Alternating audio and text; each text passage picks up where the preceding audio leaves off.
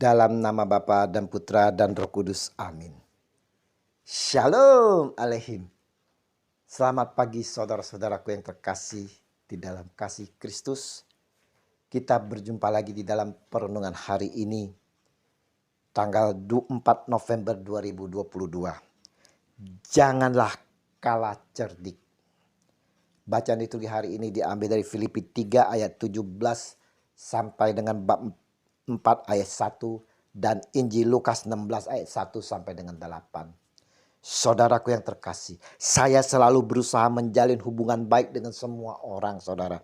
Termasuk para preman sekalipun, saudara.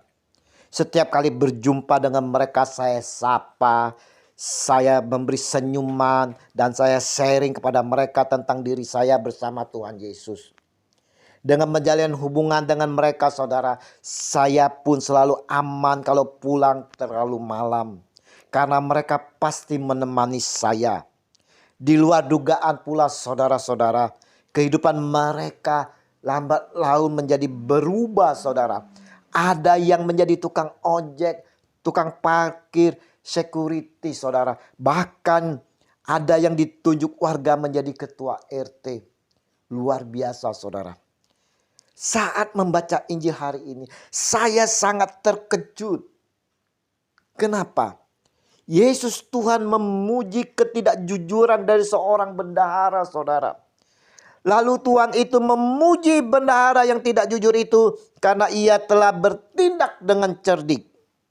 Sebab anak-anak dunia ini lebih cerdik terhadap sesamanya daripada anak-anak terang. Lukas 16 ayat 8. Inilah cara kerja bendahara pada waktu itu, saudara. Dan Yesus mengambil perumpamaan bendahara tersebut bukan karena perbuatannya yang buruk, namun kecerdikannya dalam membangun relasi yang saling menguntungkan dengan orang lain, saudara. Berkat kecerdikan si bendahara tadi, saudaraku yang terkasih, dia tidak takut bila dipecat oleh tuannya. Dia tahu apa yang akan dia lakukan demi keselamatan dan keberlangsungan hidupnya. Tuhan juga mengharapkan kita menjadi murid-murid yang cerdik pada zaman ini, saudara. Kita diharapkan cerdik dalam memanfaatkan waktu, harta, dan kekuatan kita untuk melayani. Bukan hanya untuk diri kita sendiri, saudara, melainkan juga bagi sesama kita. Berbicara mengenai menjalin hubungan baik dengan sesama, Yesus mengajarkan bahwa kita dapat menggunakan mamon. Kamus Alkitab mengartikan sebagai harta benda dan kekayaan. Sayangnya saudara, lebih banyak orang dunia yang mempraktekkan prinsip ini daripada anak-anak Tuhan. Yesus mengatakan anak-anak dunia lebih cerdik daripada anak-anak terang. Tuhan tidak memerintahkan kita untuk bersahabat dengan mamon, saudara. Ingat itu, saudara. Tetapi menggunakan mamon untuk menjalin persahabatan. Mamon bersifat netral, tergantung pada siapa yang mengendalikannya, saudara. Tuhan tidak memerintahkan kita untuk bersahabat dengan mamon, tetapi menggunakan mamon itu untuk menjalin persahabatan itu, saudara. Saya tegaskan kembali. Memang cara yang dipakai orang dunia dalam mempergunakan mamon terkadang tidak sesuai dengan kehendak firman Tuhan. Justru disinilah kesempatan bagi anak-anak Tuhan untuk melakukan tindakan yang berbeda. Mengikat persahabatan menggunakan mamon, tetapi dengan cara yang benar.